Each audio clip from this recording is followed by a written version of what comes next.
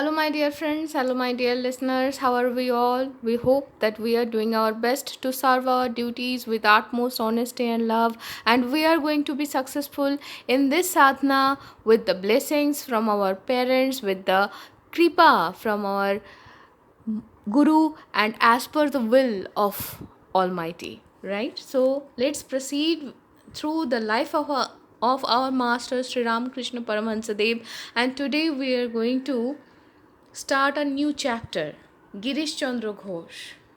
Right? In the last episode, we got a very beautiful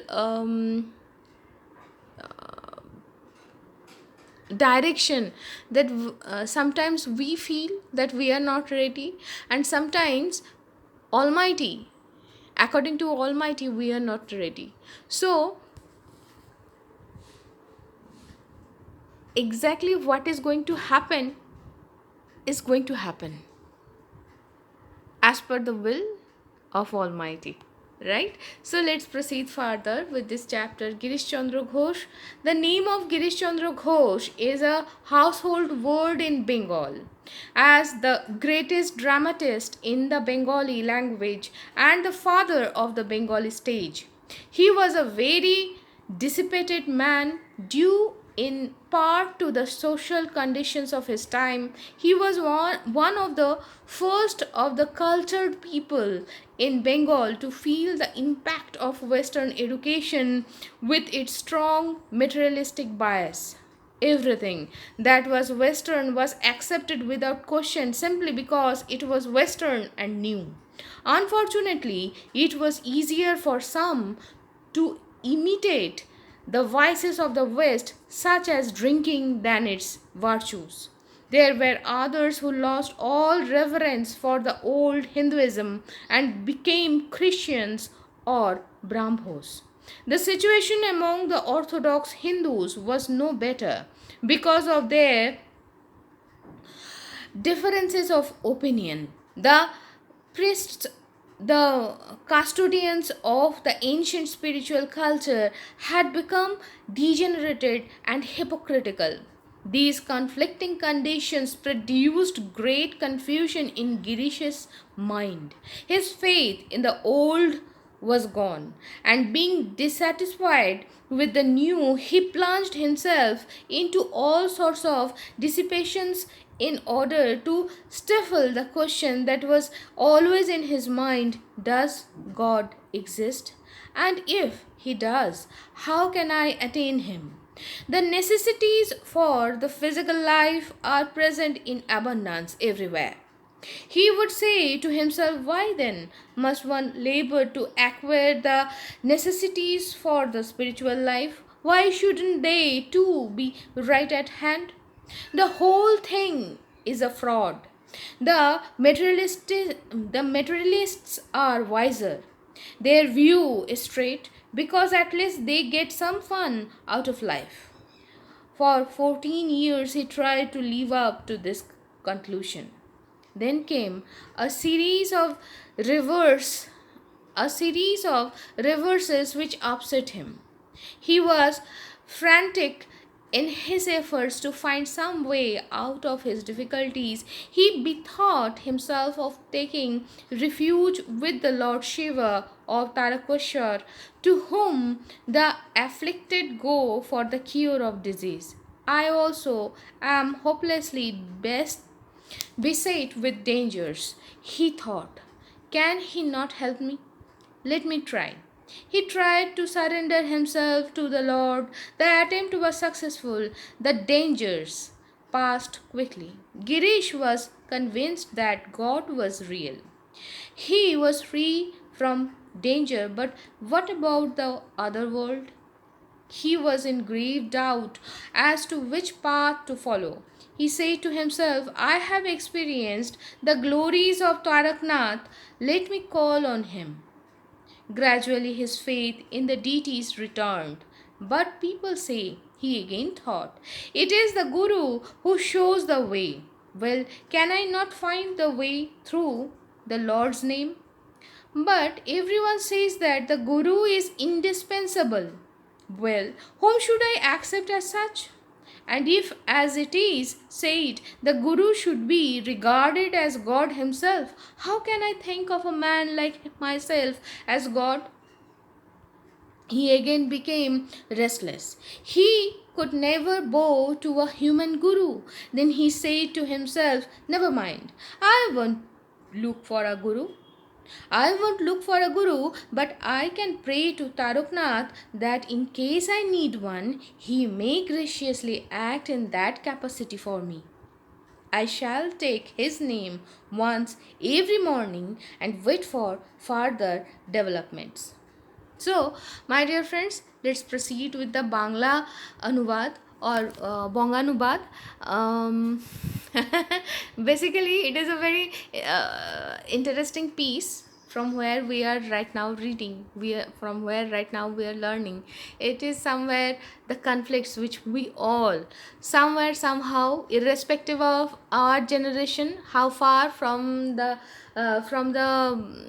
work, from the existence of Sri Ramkrishna Paramhansa Dev, but still we are feeling that whether to took up everything, whether to copy everything from the Western side, whether to admire them only, or whether to do cling onto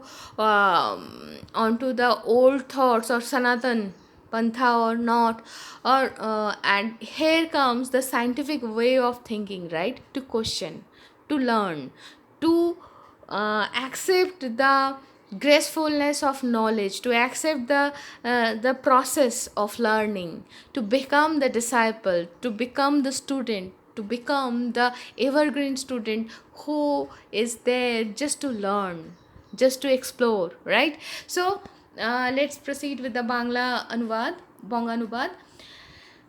Girishchandra Ghosh এই নামটা বাঙালির ঘরে ঘরে একজন সবচেয়ে সবচেয়ে বিখ্যাত একজন নাট্যকার হিসাবে আমরা সবাই জানি, তাই তো?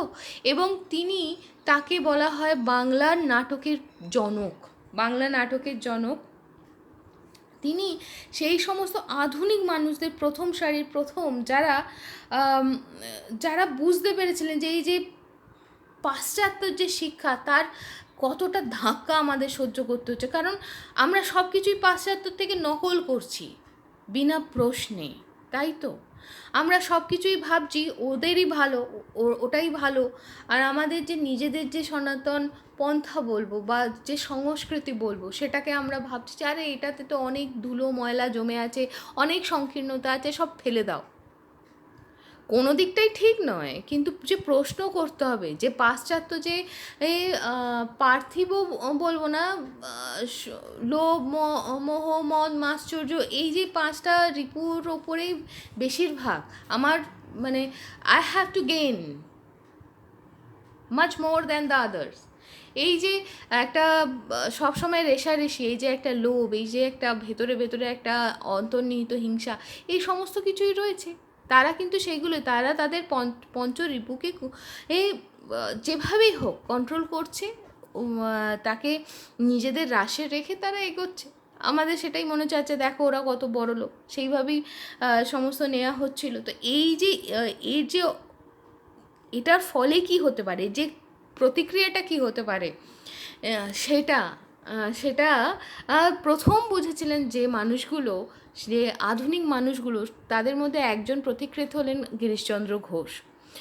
হ্যাঁ, এখানে এরমভাবেও বলা হচ্ছে যে সেই সময়কার যে সময়, সেখানে যে পুরোহিত বা যাদেরকে আমরা ধরে নেওয়া হতো যে এরাই কিন্তু হিন্দু ধর্মের বা সনাতন পন্থার হোতা, তাদেরও কি মনে কালিমা ছিল না? তাদের মনেও কি ভ্রান্ত ধারণা ছিল না? প্রচুর ছিল।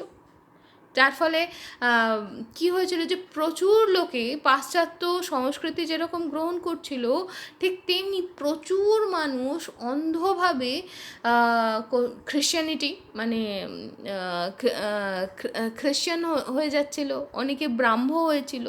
যদিও আমার একটা ব্যক্তিগত মতামত হলো যে, যদিও সেটা প্রকাশ করার জায়গায় আমি নেই, তাও যে ব্রাহ্মণ্য ধর্ম, এটা কিন্তু ধর্ম, আলাদা কোনো ধর্ম নয়, সেক্ট, একটা মানে সনাতন পন্থারই একটা বিশেষ অংশকে হাইলাইট করা হয়েছিল, একটু বেশিভাবে তুলে ধরা হয়েছে। তো যাই হোক, এই সমস্ত হয়েছিল। তো এই যে দোলাচাল, এই দোলাচালের ফলে গিরিশচন্দ্র ঘোষের মন থেকে কিন্তু যে পুরনো ভাব ধারণা, ভগবানের প্রতি বিশ্বাস বা দেবদেবীর প্রতি বিশ্বাসই বলুন, সেগুলো কিন্তু চলে গেছিলো। তার মধ্যে ছিল যে ভগবান কি আছেন, যদি থাকেন তাহলে আমি তাকে পাবো কী করে। এবং তার থেকেই আবার মনে হয়েছে যে এই যে পার্থিব জগৎ, এই যে পার্থিব জগৎ, তার তো মানে তার দরকারটা কিন্তু সব জায়গায় রয়েছে। সে পাঁচটা রিপু দিয়েই বলো আর যাই বলো, কিন্তু তার দরকারটা আমরা প্রয়োজনবোধ কোনো না কোনোভাবে আমরা রোজই অনুভব করি, এবং এবং প্রকৃতি আমাদেরকে অনুভব করান, তাই না, প্রত্যেক দিন। তো তখন ওনার এটা মনে হয়েছে যে তাহলে আমরা এইগুলো যেগুলো, এগুলো দরকার যেরকম আমাদের বোঝানো হচ্ছে, তাহলে আধ্যাত্মিক দিকটাও আমাদের দরকার, সেটা বোঝানোর দরকার। আমার যেটা দরকার হচ্ছে পার্থিব জগতের যা যা দরকার প্রকৃতি তো আমায় দিচ্ছে, ঠিক তেমনি আধ্যাত্মিক জগতেরও যে দরকারগুলো, সেগুলো তাহলে প্রকৃতি আমায় বোঝাচ্ছে না কেন? আর যদি বোঝায় তাহলে সেগুলো জিনিসপত্র আসছে না কেন, তাই না? তো এই যে প্রশ্ন, দরকার যদি না থাকে তাই জন্যই বোঝানো হচ্ছে না, সে যাই হোক, এইরকম একটা দ্বন্দ্বের মধ্যে তার মন পড়ে যায়। তো তাতে তার মনে হয়েছিল যে মানে আধ্যাত্মিক জীবন, সেটাকে বোঝা এত কাণ্ড, এত কঠিন তার মনে হয়েছে যে শেষ পর্যন্ত সে বলছে, তিনি ভেবেছিলেন যে ঠিক আছে বাবা, তার চেয়ে তো পাশ্চাত্যের লোকেরা ভালো, তারা এই সমস্ত জিনিসপত্র নিয়ে মাথা ঘামায়নি, না ঘামিয়ে তারা অন্তত নিজেদের এই পার্থিব জগতের পার্থিব সুখগুলোকে ভালোভাবে জোগাড় করছে, তৈরি করছে। তো এইভাবেই করতে করতে একটা সময় তার জীবনে এমন একটা স্রোত বয়ে আসে, যেগুলো কি বলবো, রিভার্স গিয়ারে তার জীবনটাকে চালাতে থাকে, এবং তখন তিনি এমনই একটা বিপদের মধ্যে পড়েন, বলা যায় যে তখন তিনি ভাবতে থাকেন যে কে আমায় সাহায্য করবে, কে আমায় সাহায্য করবে। তো করতে করতে তখন উনি ভাবেন যে ঠিক আছে, আমি ভগবানের কাছে নিজেকে সঁপে দিই বলে তিনি তারকেশ্বরে শিব ঠাকুরের কাছে তিনি নিজেকে সঁপে দেন, এবং সত্যি সত্যি তিনি কিন্তু সেই বিপদের থেকে বেঁচে ফিরে আসেন। তখন তিনি ভাবেন যে না, ভগবান তো তাহলে আছে, যেহেতু বাবা তারকনাথ, আমরা এরমভাবে বলি, তো বাবা তারকনাথের কাছে বলার ফলে তিনি বিপদ থেকে বেঁচেছেন। তার সেখান থেকে আস্তে আস্তে তার মধ্যে দেবদেবীর প্রতি শ্রদ্ধা বলো বা বিশ্বাস বলো ফিরে আসতে থাকে, এবং শেষ পর্যন্ত একটা সময় আসে তার মনে হয় যে লোকেরা তো বলে গুরুর দরকার, তো গুরু কী করে হবে, আমি আমি এরকম একটা লোক, আমি কাকে কোনো একটা মানুষকে কী করে গুরু বলে ভাববো, কারণ গুরু যাকে মেনে নেওয়া যায় সে তো ভগবান স্বরূপ, তাই না, ব্রহ্মস্বরূপ। তো যখন এরম ভাবতে ভাবতে তিনি শেষ পর্যন্ত সমস্ত দায়ভার বাবা তারকেশ্বরকে দিয়ে দেন, মানে তিনি শিবকে দিয়ে দেন যে ঠিক আছে, যদি তাই করতে হয় তো তুমি গুরু হিসাবে নামবে, যখন দরকার হবে তখন তুমি মাঠে নামবে। তো এরমভাবে বলতে বলতে তিনি তখন বলতে থাকেন, এবং তিনি তারপর থেকে এটা মানে নির্ধারণ করেন যে তিনি প্রত্যেক সকালবেলা একবার করে তিনি ঠাকুরের নাম নেবেন, শিব ঠাকুরের নাম নেবেন, এবং তারপরে দেখবেন যে সারাদিনে কী হয়। এটা হলো মানে রাস্তা রাস্তা খুঁজে পাওয়ার প্রথম দিশা, তাই না? এখন শিবকে ধরেছেন মানে সবই। তো যাই হোক, এই হলো